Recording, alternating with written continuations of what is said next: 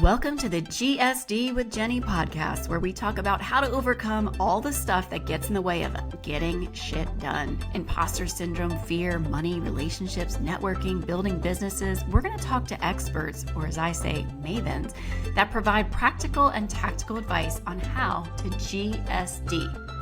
I'm your host, Jenny Buchholz, founder and CEO of Haven Creative. Now, I started my business with $300 in a laptop and grew it to a team of Haven mavens serving clients around the world and generating over 7 figures in revenue. We were named one of the fastest growing companies in Charlotte and 2024 Crowns of Enterprise Woman-Owned Business of the Year, and I'm incredibly proud of the success we've had and to be among the 1% of woman-owned advertising agencies in the country. But I still need help too. So I started this podcast with the intent to dive deeper into the things that hold us back from achieving our goals. So thank you for joining me on this journey to GSD. Let's get started. Welcome to the GSD podcast.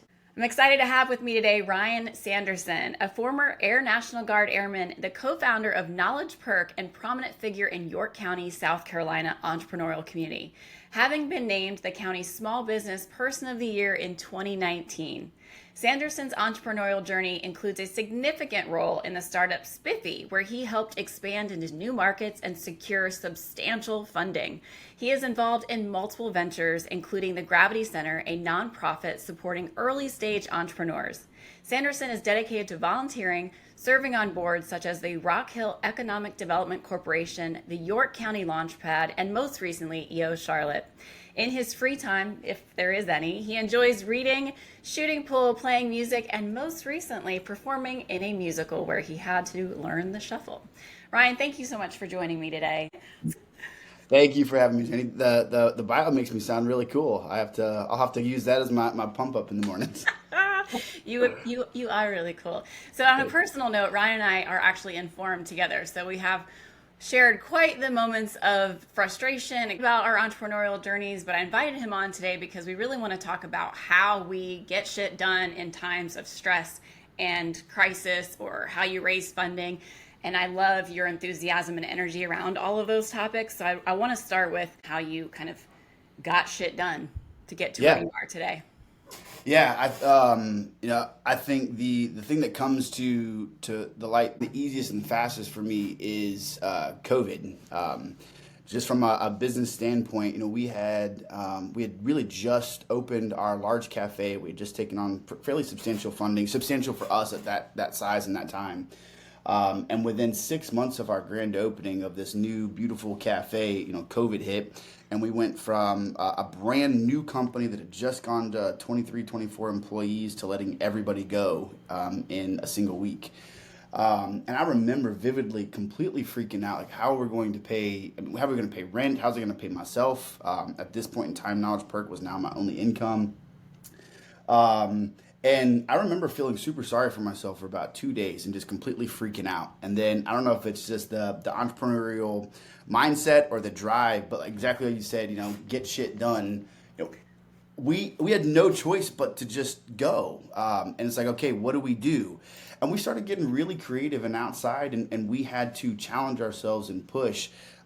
We built a drive-through in the middle of the street in Rock Hill, South Carolina, and got permission from the city, literally put up a tent, got walkie-talkies, and we're going outside and letting customers know that they could come through.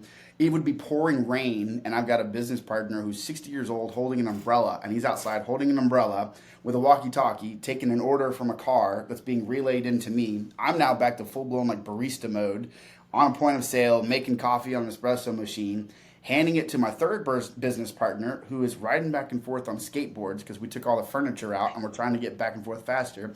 And we're physically delivering stuff out to a car so they never got out, because it was a workaround not being allowed to have customers inside my physical space because I was retail and restaurant. So that's a little bit of an extreme example, but we did that for weeks. That turned into, we started taking espresso machines to people's neighborhoods. It's like, okay, how do we take stuff to a customer? So we would literally call, and this is kind of what I did with Spiffy, we would call an HOA, call an HOA president and get permission to set up in a driveway. literally set up an entire espresso machine and a coffee shop in somebody's driveway, notify the entire neighborhood that we were going to be there, run extension cords into this person's house and give them free coffee for stealing their electricity for 2 hours, and then let every person in the neighborhood come by, and you would literally see whole families in the neighborhood 6 feet apart, standing outside in little family groups, coming through to get their coffee from the coffee shop that we built in a driveway because they couldn't be allowed inside our store. Wild. So, I mean, again, some extreme examples, but when you talk about like GSD, like we had bills to pay, we had things to do, and one of my favorite lines is failure is not an option.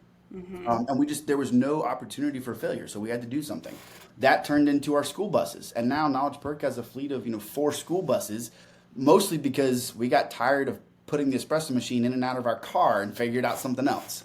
So I think that's probably my favorite example of like having no idea what to do, freezing for a second, and then realizing that like GSD just kicks in and you've got to go. And however crazy it seems to somebody else is irrelevant, you got to make it happen. Yeah, you've made several good points in there. It is irrelevant, what other people think, but what does it take to bust through that failure is not an option? Because a lot of people say fearless leader, and I'm like, I'm afraid all the damn time. It's courage to push through, right? Like, What are those characteristics that you think you have that makes that happen? That's a great question. I'm a huge fan of dichotomies, and so like being able to have two things that are on opposite sides and be able to put them together at the same time. And so one of my favorite phrases, and I actually maybe it's secret, I've got it on my website. I thought about like trademarking this, but one of the things that I used to use is a necessary fail period. I think every entrepreneur goes through a necessary fail period, and at the same time, I believe that failure is not an option. And so like as an entrepreneur, it's kind of how do you put those two things together? And I think the one is a mindset, the necessary fail period. Every entrepreneur needs to go through a period of time where they're not going to make it. They are going to fail. I've had nonprofits that I started that failed. I've had companies that I started that failed. Each of those failures make me stronger as an entrepreneur, and they do give me the courage to keep going because I've already done it wrong. I've already done it bad. Now I've got the opportunity to go do it right. So I think every entrepreneur needs to have this necessary fail period. It builds character in the entrepreneur, and I think gives you the courage. You can't do worse. You can do better. And at the same time, that mindset also allows me to have the mindset that failure is not an option. Because if I'm going through this process where I feel like I have failed, so let's say I started this nonprofit, it failed, didn't go where it was supposed to. That was part of my necessary fail period. At the same time, the mindset that I have is that I never stopped learning. I never stopped trying. I actually started and helped start another nonprofit. That nonprofit is successful. And we took all the things that we learned from the first one and were able to create it. So yes, I had a period of failure that was necessary. And at the same time, it didn't stop my mindset that failure is not an option. I'm not stopping at that one failure. I'm going to keep going. Yeah, Does that make sense? But how do you know when you're in the necessary failure stage? Because sometimes I feel like, damn, I'm failing all the time, just a little bit, right? Yeah. And I go through it. Man, that's a great question because, I mean, as entrepreneurs, I think part of what drives us to that success is the feeling in some ways that we are always in that kind of failure mode or in that necessary fail period. And we don't like that. I know some people that they're okay with that. Uncomfortable. Right. And it's like, I want to be uncomfortable. And again, I go back to this mindset that failure is not an option. So I'm doing everything I can to get out of that fail period. And eventually I do. And we come out on top. So it's a little bit of a mindset shift on both. And it does require, courage. You mentioned the play. The play is a great example. Like I was just in a play. The number one reason that I was in a play is because it absolutely terrifies me. Yeah. Let's talk about that, right? Like we do shit that scares us. Why? I think it's to prove that we can GSD. It's to prove that we can overcome our fears, and it's what makes us leaders. It's what makes us successful, or it's what makes us bigger failures than maybe somebody else, because we're willing to do it. Take the risk. Yep. Yeah. I would almost say like the process of going through this play has been part of my necessary fail period. Okay.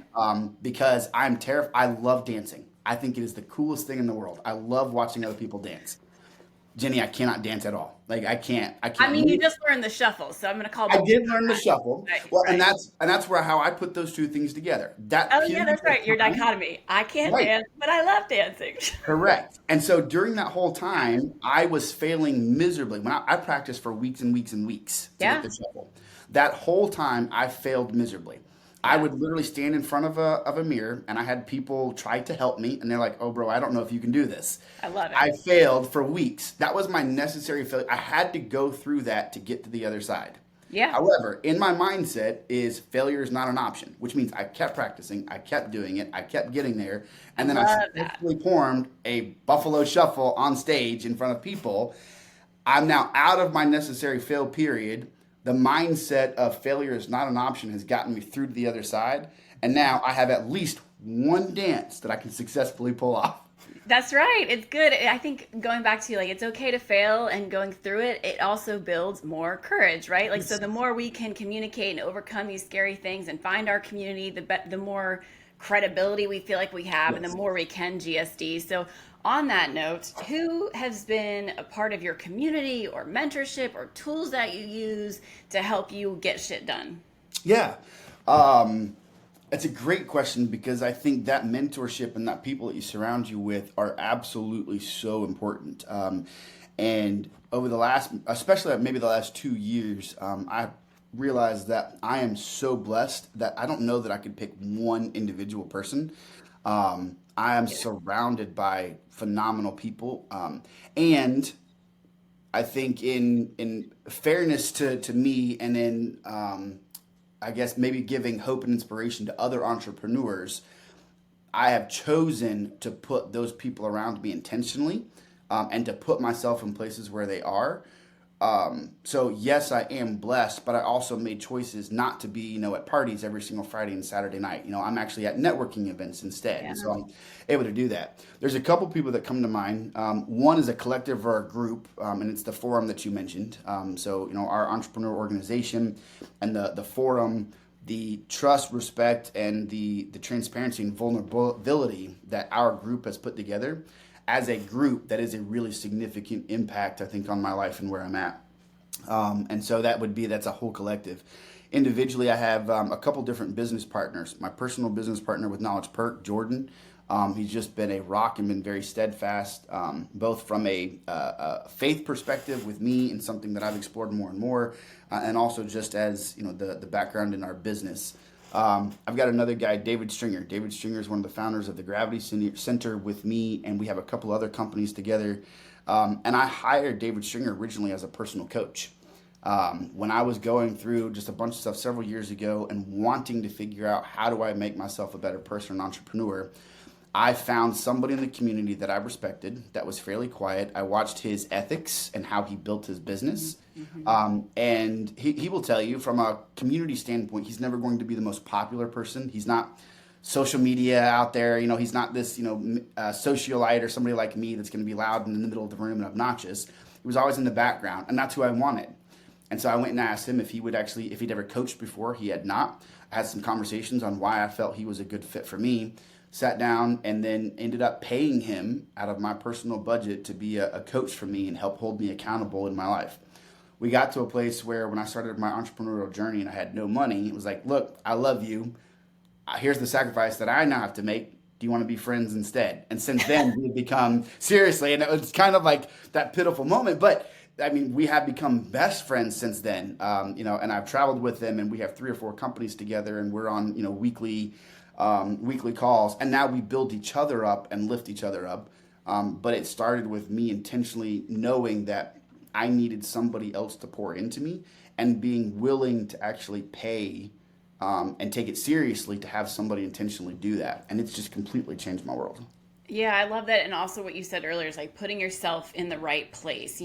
What's the saying, right? If you want to soar, you got to hang out with eagles, not the Yep. turkeys. But also going back to like the advice and the mentorship and finding the right people that align with where you want to be to help you get there. I think it's definitely incredibly important and to get there as an entrepreneur. But one of the things I want to touch on, because I think you're amazing at this, is how the heck do you start a business and raise capital when you have no money? Because like, there are a lot of people out there that want to start a company. Maybe they're terrified, or they don't, and don't know how to take a loan out, or don't know how to get funding for a big idea that they have. Like, can you give us some tips on how you go Yes. about that? That is, I'm so glad you asked. That is probably when I go to like either universities or just in the entrepreneurial circles here in New York County, that is the number one question that I get is how do you raise funds? And my answer typically surprises people because I think they think there's like a secret sauce, and there is, but it's not what people think. Okay. Raising money and getting funds is 100% about relationships, and it goes back to what you were just talking about putting yourself in the room. I tell people all the time that if you go, and I think you've probably heard this, if you ask somebody for money, you're going to get advice. If you ask somebody for advice, you have a really good chance of getting money. Oh, I've not heard that. Say Okay, that one so more that's time. if you ask somebody for money, chances are you're going to get advice. Interesting. If you've built a relationship where you can ask somebody for advice, you have a much better chance of getting money. Cool. And so what I have done is I have really focused on building relationships, and being of value to people when I can, and just being very sincere and authentic in the relationships that I've built. And that builds trust, it builds credibility. And then I'm able to go and ask them for help and say, hey, I've got this opportunity, I've got this over here. What do you think about this? Who do you know? And there's a very different relationship that's been built because I never intended originally to pitch them for money. And then what's happened is now they're invested in me as a person, which leads them to be invested in my ideas and how I connect and I'm authentic with other people.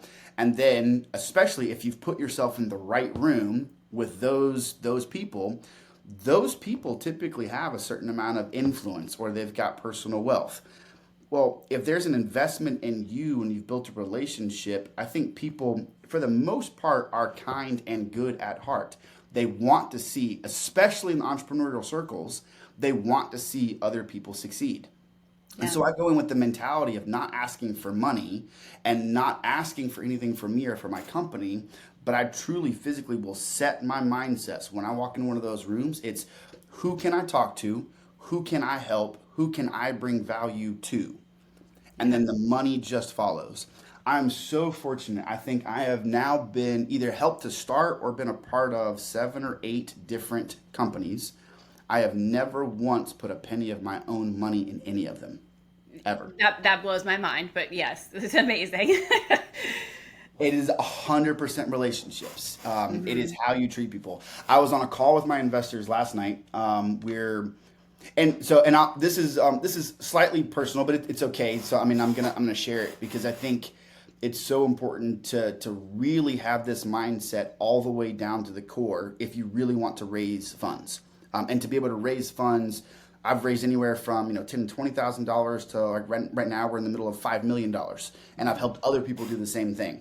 But this mindset is something that I will not waver away from, and I think it's the number one tool that I have in my bag to help me go raise funds. We have some investors that invested in one of our entities, one of our companies. We had 5 at the time, and this just happened. We had 1 that failed. We shut the location down. It was a total epic failure. They lost 90% of their value of their investment. Legally, I have every right, and they know this, and we've had this conversation. I can tell them that we're closing down that entity, that location. They're not going to get their money back. Basically, my hands are clean and done. We tried. It didn't work. That was the risk of the investment. That happens. I had 4 that were successful, 1 that failed. It's really good odds in our world. Yeah. It is what it is, right? Usually it's the other way around. Instead, I went to my larger group and said, look, here's the plan, and we're going to roll everything together, and we're going to put all this stuff in one big pot. We're changing some things. And in doing so, I'm going to bring in this group of people as well. They're going to go in the same pot as everybody else, and I'm going to give them the value of their original investment. At the numbers that we're talking, it's fairly minuscule. It's not going to hurt anybody one way or another. I still had a couple questions because ethically, I don't have to do that. Legally, I'm certainly not required to do that. And some would say it's unnecessary and setting a precedent. However, for me, my precedent is if I'm going to continue to raise money and I'm going to help other people, my priority has to be the people over the money. And our culture as a company is such as that we take care of our people. Mm-hmm. They did nothing wrong. We did nothing wrong. So there's nobody at fault. So what does it cost me if I spend an extra $100,000 to take care of people that tried to stand by us when we needed it? That will come back in spades. And it's that mentality that has let me secure funds over and over and over again, because people know that I will treat their money and them like that. That is the secret sauce. Well, and that is truly a purpose and a core value thing. Like being a good person, that you guide, your principles are guiding you, right? You trust, respect, and taking care of others, and that is incredibly important. And you go back to company culture and talking about taking care of your people. I've often heard CEOs say like, well, that's hand-holdy, fluffy stuff. Culture doesn't matter. And I would argue that, the famous saying, culture eats strategy for breakfast. Yep. You clearly have demonstrated that taking care of people has resulted in true financial gain, but it wasn't that you were seeking that first, that you were really letting your principles guide you. I love that. And now I have to say, Ryan, and for those that are not in the Charlotte region, Knowledge Perk is a really well-known brand now. Tell us a little bit about how you've secured some of these relationships, that you're on a national stage with Charlotte FC. Like your brand is everywhere, and it started when? In COVID? 2018, 6 months before COVID. Okay, right? Yeah. So it's pretty phenomenal where you brought it today. Can you speak, and is that also based on those relationships you're talking about earlier? It is. So I realized I just misspoke. I think we started in 2018. COVID hit 2020, and we expanded in our first large location in 2019. So we had a year when we were kind of a very small space. Yeah. Then we went to the big one, and then it's just happened. And yes, it is 100% based off of that exact same mentality. I cannot overstate how important it is to treat people kindly, to treat people with respect, not to burn bridges. You never know who you're talking to and the circle of influence that they have. So I'll give you one very, very specific and very quick story of like what this looks like. And there are some pieces where we were very intentional on our strategy, and we thought ahead, and all of our thoughts and plans and strategy and what we wanted to do would never have come to pass if we didn't have the people with the influence to help make that happen. Back to being around the Eagles, right? It You got is. in the right room. Yep. 1,000%. The perfect example, and this is so crazy, but this is a true story. When we first started Knowledge Perk, or we started expanding in 2019, I knew that the Carolina Panthers were coming to town in Rock Hill, South Carolina. So there was all this buzz about the new headquarters and all that kind of stuff. And we have a lot of connections with some other people that we know, and so we knew it was happening. I had this idea because one of the things I do in taking care of people, all of my investors, if you're an investor or a close personal friend of me with Knowledge Perk, then you get a black card. The black card allows you to go into any Knowledge Perk and you can have what you want that day for free. Why don't I have a black card? Because I gave out too damn many of them. Oh, all right then. I just realized, wait a second. I thought we were friends, but We're- that's okay. I can get you a black card, Jenny. Just messing with you. So we did, and my investors have their name engraved on them. Fair, So every one of my employees at every store, doesn't matter where you go, if you're one of my investors, you walk in with this engraved black card, and you can get it. So it's made to make you feel important and great and part of our team. Well, I knew the Panthers were coming, and so I had this crazy idea that I wanted to do stuff with the Panthers and Charlotte FC. So I went and got black cards engraved with David Tepper, with Nicole Tepper, with Marty Herney, with the coach, with and I researched the top 10 VIPs, and every single one of them got a personalized VIP black card with their name engraved on it. And I kept them in my box, in my truck, waiting for the right moment for almost 2 years. I did not know this story. I love this. So so I had this old beat That is up some scrappy entrepreneurial shit. Good on you. They literally just sat in the box. Well, I went to an event with Rock Hill Economic Development Corporation here in Rock Hill, and the speaker for the event was Mark Hart. Mark was the chief operating officer for the Carolina Panthers, and prior to that, Mark was the CFO and president of the Steelers for 25 years. So, I mean, literally president of an NFL team and their CFO, flew around with Mr. Rooney, all that stuff, was the chief operating officer. He was the speaker. Well, he happens to like coffee, and so I saw him at the event, and after the event, he came like coffee. Right? He came into Knowledge Perk. And I realized, I said, oh, snap, this is Mark Hart. I actually have a black card with his name on it. So I walked up to him, and I introduced myself, and I said, Mr. Hart, you don't know me, but I'm Ryan. I was just at this meeting, and I know who you are. I have a gift for you. Is it okay if I give it to you? And he looked at me like I was crazy. Yeah, And he's he's like, probably like, who the hell is this guy? seriously. And he's like, okay. So I walked out to my truck and I grabbed this little box that had these black cards in it. I came in, I sat down with him at the coffee shop, and I pulled out a black card that has his name on it. And then I set out all the other black cards that had David Tepper, Nicole Tepper, all these people, Marty Herney's names engraved on the black cards, and said, I knew you guys were coming to town. I wanted to give you a welcome. I have intentions of doing things with the Carolina Panthers and Charlotte FC. I'm going to need your help. Here is a gift from me. Let me know when we can sit down and have an opportunity to discuss some things later. I've got some awesome ideas, but I didn't want to do that without offering something. Here's a gift from me to your entire organization. Damn, that's badass. And from that point on, he looked at me and he was like, he's like, how long have you had these in your truck? And I started laughing. I said, about 2 years. He just looked and he said, you've had my name engraved on a card for 2 years. And I said, yes, sir, I did. That's some commitment and some drive. Yeah. He made a call and literally called somebody right then and there and said, hey, I've been wanting to upgrade coffee. I have someone you need to talk to. There's not going to be a question. This is who you're using. And then set up an introduction. And from there, we started doing more and more stuff. And so that relationship that I started with him, most people don't know, but after he quit the Carolina Panthers for a period of about 7 months, and the reason that we have made so much progress in the last year is because Mark Hart, that guy that I met that day, became my chief financial officer for Knowledge Perk and worked for me for free for 7 months to redo all of our finances and our structure and help us out because of a relationship that was built that day. So amazing. And I got to touch on this for a moment too. It's like, I used to assume anyone that was in an entrepreneurial community or ran a business and it was very successful must have gone to Harvard, must have gone to some big Ivy League school, knew people already. It was handed down to them. Tell me how it was not handed to you. Oh my goodness. Man, you were talking about GSD. Right? Like, I mean, you have a good story. It wasn't like you were just born into an entrepreneurial world. No, nobody in my family was an entrepreneur. Nobody in my family, with the exception of my grandfather, much later in life, had graduated from college, and he became a preacher and graduated from seminary. I graduated high school super early. I was right at the end of 15. I went to college, but I got expelled, which is a whole other story. We don't have to get into that, but right. But I my did. point is, yeah, it wasn't anything like crazy, but it was a very small Christian school. It was intended to get me ready to go for another college because I was so young, where I had a scholarship.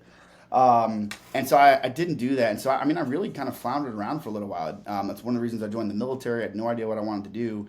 And I worked in, restaurants and retail. My background was Starbucks and Chili's and then Harris Teeter.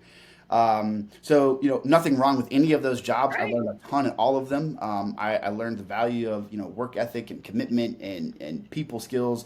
I don't think my trajectory really started to change until I got to Spiffy and entered a sales role and figured out the importance of relationships, because that's what sales is. Yep. But, for me, we didn't grow up with money. We didn't grow up with businesses. I grew up working your traditional blue-collar 40, 50-hour week type of jobs, and just decided that that's not the life that I wanted. I wanted more, and I didn't have necessarily the tools to go get it. I didn't have a college degree. I didn't have a family support structure in the sense that, they also own businesses or anything like that. My Right. family's amazing. And so it was really just up to me and this mindset of, okay, if I'm going to do this, I got a GSD. Yep. I got to have the courage to jump off the bridge. I've got to assume that nobody is there to help me or protect me. It's on me. What do I got to do? And then I started maturing and realizing that that's a little bit of a jaded approach. It worked to get me started, but there are people out there that are willing to help you and support you. But you got to put yourself in that room where they are. Yep.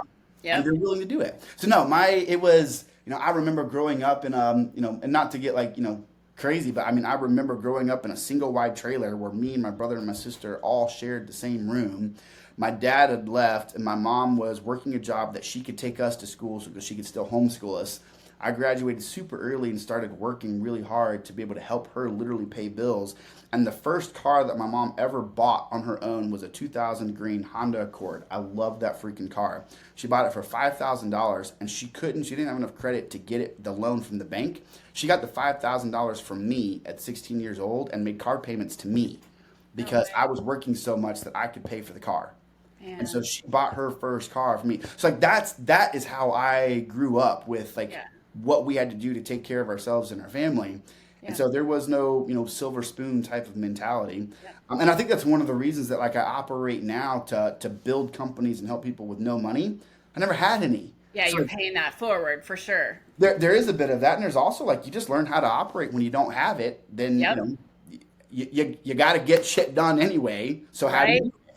Yeah, and especially when we go through these downturns like COVID and other things when we have to be innovative, I think that's the most get shit done moments because we have to figure that out.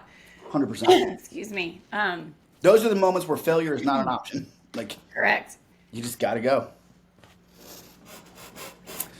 I'm going to take 1 second. Yeah. Sorry. Okay, so we know that in those downturn moments, failure is not an option. You got to get shit done. It wasn't just handed to you. Work super hard. So if you had to take all of that, what's one piece of advice you could give our listeners who are scared to take that jump or maybe aren't sure how to just like get started? That's a great question. So many things come to mind. But I think if I go back to my personal experience, there's any number of decisions that I made along the way that I could tell people would be great advice for them to duplicate for themselves. And yet I think it goes kind of back to what we've been talking about. The single best thing that you can do, the single best chance that you have for success and for having the courage to just jump, whether you have the parachute or not, is to surround yourself with the people that emulate the attitude that you want to have the courage to also emulate. Again, if you're not in that room, if you're not willing to do something as simple as surround yourself with those people, which requires no decision, no action, no commitment, requires no money, there's no risk. There's no risk involved with putting yourself in a room of other people who are already successful and who are already, at least in your mind, accomplishing the same things that you want to.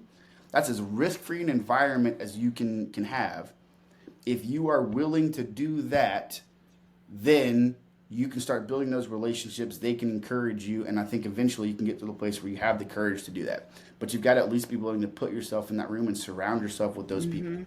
Every decision that I have made has had a little bit of either advice or I have watched somebody else in the decisions that they have made. And I think that I've been fortunate to make better decisions than the average person coming from the same kind of similar background.